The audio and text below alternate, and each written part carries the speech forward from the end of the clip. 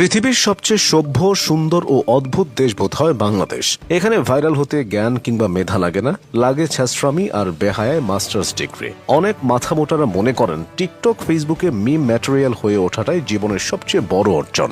এখানে সবাই দেখে কিন্তু অন্য কেউ দেখছে জানলেই বিচার বসায়, নিজে ট্রাফিক আইন মানে না কিন্তু অন্য কেউ না মানলেই গালাগালি করে। কি আশ্চর্য একবার ভাবুন, এই দেশটায় সরকারি হাসপাতালগুলোতে ডাক্তারের জন্য একজন অ্যাসিস্ট্যান্ট রাখা হয়, ওদিকে অ্যাসিস্ট্যান্টের জন্য আবার একজন অ্যাসিস্ট্যান্ট রাখা হয়। তবে মজার ব্যাপার কি জানেন, বেশিরভাগ ভুইফোর ক্লিনিকেই ইন্টার্ন ডক্টর দিয়ে চিকিৎসা করানো হয়। এখানে বাচ্চারা স্কুলে যাবার বয়সে হাতে অস্ত্র নিয়ে মহড়া দেয়, ক্লাস বাদ দিয়ে সহমত ভাইদের মিছিল মিটিংয়ে যায়, ক্লাস ক্যাপ্টেন হতে না চাইলেও পাতি নেতা হওয়ায় সবার সামনে গিয়ে দাঁড়ায়। এখানে স্কুল এবং কলেজগুলোতে শিক্ষকরা ভালো করে পড়াতে চান না, কেননা ভালো করে পড়ালে প্রাইভেটে আর ছাত্র পাওয়া যাবে না। এখানে অন্যের জিনিস কুড়িয়ে পাওয়া গেলে ফেরত দেওয়া তো দূর, টাকা ধার নিয়ে ভুলে যাওয়াটাই যেন সবচেয়ে স্বাভাবিক ব্যাপার।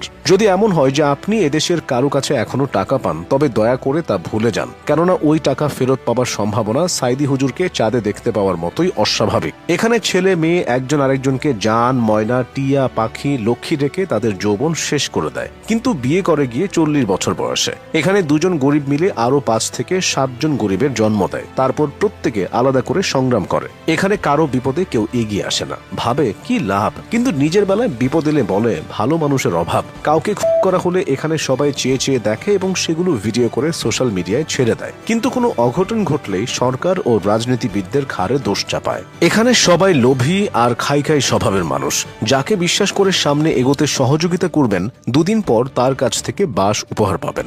এখানে নিজের সমালোচনা বাদ দিয়ে সারাদিন সবাই অন্যের সমালোচনা করতে ব্যস্ত থাকে। এখানে শ্রমের যথাযথ মূল্য পাওয়া যায় না, শিক্ষিত মানুষ সম্মান পায় না, খুব সহজেই টাকা দিয়ে অসাধ্যকে সাধন করা যায়, মানুষ নিজেকে সবজান্তা শমসের মনে করে। এখানে কৃষকের পেটে ভাত নেই, কিন্তু ভিক্ষুকদের ব্যবসা রমরমা। এখানে সবাই বড় হতে চায়, কিন্তু কেউ মানুষ হতে চায় না। এখানে মানুষের কথায় সহানুভূতির গন্ধ নেই, তবে মব ক্রিয়েট করতে এরা পৃথিবীর সেরা। এখানকার মানুষ নিজে বাস থেকে নামতে চায় নিজের বাসার সামনে, কিন্তু অন্য কেউ ধারে কাছে নামলেও বলবে বাসটি ভাড়া দিয়ে কিনে নিয়েছে নাকি। এখানে নিজের ছেলে মেয়ে দোষ করলে সে দোষ একদমই চোখে পড়ে না, কিন্তু অন্যের ছেলে মেয়ে দোষ না করলেও তাদের নামে কিভাবে বানিয়ে বানিয়ে কথা লাগাতে হয় তা প্রত্যেকেই জানে। এখানকার মানুষ স্কুলের বেতন হিসেবে 100 টাকাও দিতে চান না, কিন্তু একই স্কুলের টিচারের কাছে বাচ্চা প্রাইভেট পড়লে 10,000 টাকা দিতেও কার্পণ্য করে না। এখানে কেউ একবার পয়সাওয়ালা হলেই সুইজারল্যান্ডে ব্যাংক অ্যাকাউন্ট খোলে, চিকিৎসা করাতে থাইল্যান্ড, সিঙ্গাপুরে পাড়ি জমায়, আর শপিং করে থাইল্যান্ড, দুবাই কিংবা প্যারিস থেকে। এখানকার পয়সাওয়ালা বাবা মায়ের ছেলে মেয়েরা পড়াশোনা করতে ইউরোপ, আমেরিকা এবং কানাডার মতো দেশগুলোতে পাড়ি জমায়। এখানে মানুষ ভাজা পোড়া, তেল চর্বি খেয়ে গ্যাস্ট্রিক বানাবে, আবার সেই গ্যাস্ট্রিক কমানোর জন্য ওষুধ খাবে। এখানকার ছেলে মেয়েরা টাকা হলেই বিলাসী হয়ে ওঠে, অথচ বাবা মা পড়ে থাকে অবহেলায়, অযত্নে।